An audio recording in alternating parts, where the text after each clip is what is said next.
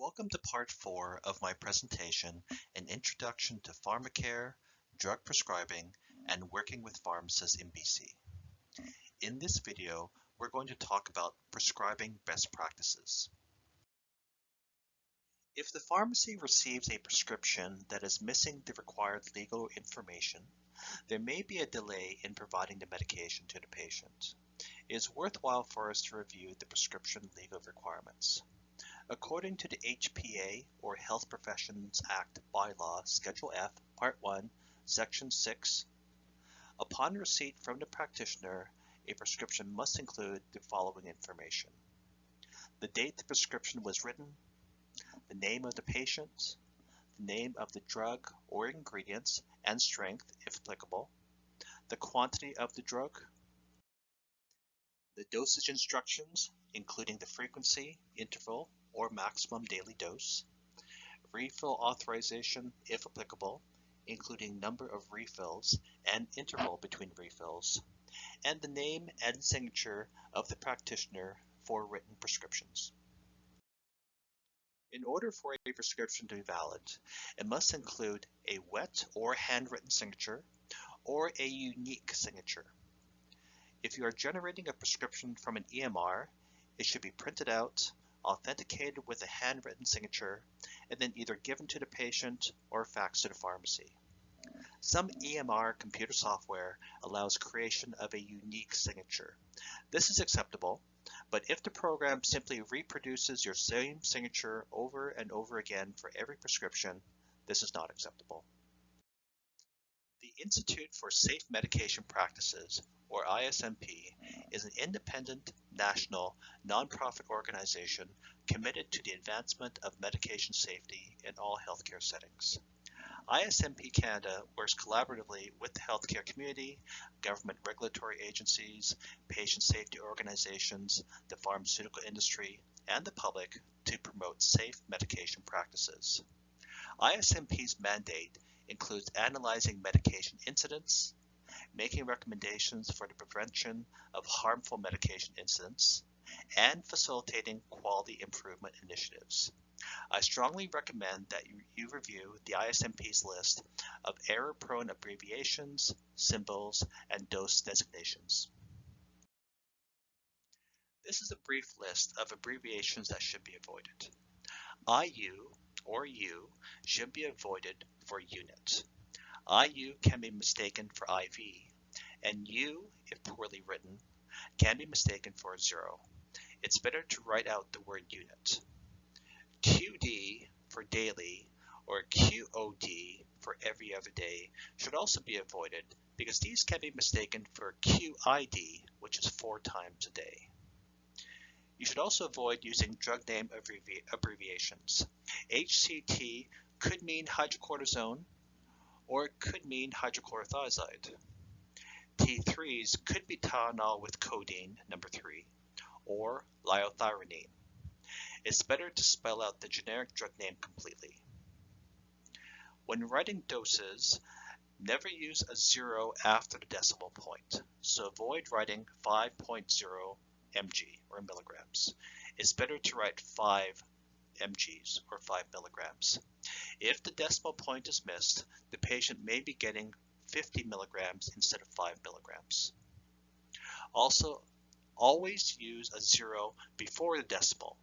So for example, avoid writing 0.5 mgs, write instead 0.5 mgs. Again, if the decimal point is missed, the patient will be receiving a dose of 5 milligrams rather than 0.5 milligrams.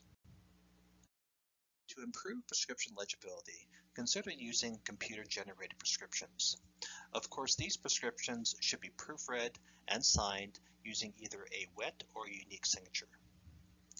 You may consider using pre-printed prescription pads. Some specialists, for example ophthalmologists, find that they prescribe the same medications repeatedly, so they'll actually have pre-printed prescription pads made and they'll simply check off the drug or drugs that they want to prescribe. You could also print the complete directions on each prescription and also include the indication. For example, you can add for hypertension. Always check your prescriptions for spelling errors. There are many drugs which sound alike and are spelled very similarly, and the reason why Pradax had to change their name to Pradaxa was because it was being mistaken for Plavix. Avoid handwriting your prescriptions. It's better to print out your prescriptions using capital letters and writing in black or blue ink, which is also called legal ink. In order to improve patient safety, it's advisable to include the route of administration, especially when you're working in an institutional setting. So add in PO for oral medications, IV for intravenous, or IM for intramuscular. It's also best to minimize verbal or telephone orders. It's fine to call the pharmacy and to give us a verbal prescription if it's late at night or if it's on a weekend, but telephone orders should actually be the exception rather than the rule. Patients should also be educated about the name and purpose of all the medications that they're being prescribed. And you can also encourage patients to bring their medications with them during an office visit in order for you to verify that what we've dispensed to the patient is what you have prescribed. Prescribers should also make an effort to minimize opportunities for drug diversion. Drug diversion is diverting pharmaceutical drugs from legitimate distribution channels through armed robbery, break, enter, and theft, thefts and internal pilferage. This can either be drugs stolen by staff or stolen prescription pads from clinics, double or multi-doctoring, and forged prescriptions. It's important to keep a close eye on your prescription pads because regular prescriptions or controlled prescription forms, we also call these duplicates, are often stolen from hospitals or clinics. Patients can also photocopy prescriptions and try to take them to different pharmacies. They could try to create a phony prescriber's letterhead, or they could even claim to be part of your office staff and request a drug for office use. If you discover that your prescription pads are lost or stolen, you should report these to the PharmNet support services, and they'll initiate a PharmNet fan-out. This is an example of a fan-out, and the fan-out message will be sent to every single pharmacy in British Columbia. As part of the fan-out message, it includes a description, so in this case, it reports lost controlled prescription forms. We'll have the prescriber's name, the CPS ID, the folio numbers that are involved, where it was reported, and the date. Pharmacy staff will review any fan-out messages before their shift, and if they do receive one of these lost controlled prescription forms, they will contact the police. In addition to forging prescriptions, some patients may actually try to alter your prescriptions. They may try to add a target drug to a legitimate prescription that you've written. So maybe you've written a prescription for amoxicillin, but they've added Tylenol 3 beneath it. They can try to alter the quantity of medication that's being prescribed. They can add refills when you have not authorized refills. They can alter the date of dispense, and they can even try to alter the strength of the medication. This is an example of a prescription that could easily be altered. Ask yourself, how could this prescription be written to prevent that from occurring? In order to prevent forgeries and alterations, consider writing out the drug quantity in longhand script. So write TEN instead of 10, 10. A person could try to add a 0 to the end of the number and try to get 100 tablets instead of 10. Also minimize the space between the dose and dosage unit. So for example, write 5 mg rather than 5 space mg. Sign your name immediately below the last drug that you've ordered. If there's any blank spaces on the prescription, make sure you line them out. As I mentioned before, be sure to keep tight security on your prescription pads. And you can also consider ordering prescription pads that display a void watermark if they're photocopied. This is the same prescription that we looked at earlier, but this version would be much harder to alter. Note that the quantity has been written out in longhand script, so TEN. Note that the blank spaces on the prescription have been lined out. And finally, note that there's a big NO written in the repeat section. In British Columbia, we have a controlled prescription program, which allows for increased vigilance. It's worth noting that not all provinces in Canada have this program. The drugs on this list, mainly narcotics, must be prescribed using a controlled prescription form. I want to make you aware of the recent addition of codeine-containing liquid preparations to the controlled prescription program since January 2nd, 2020.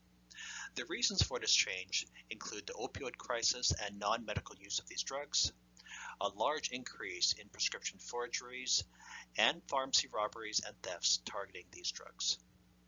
Since these codeine-containing liquids have been added to the controlled prescription program, the number of prescription forgeries for these have decreased to almost zero.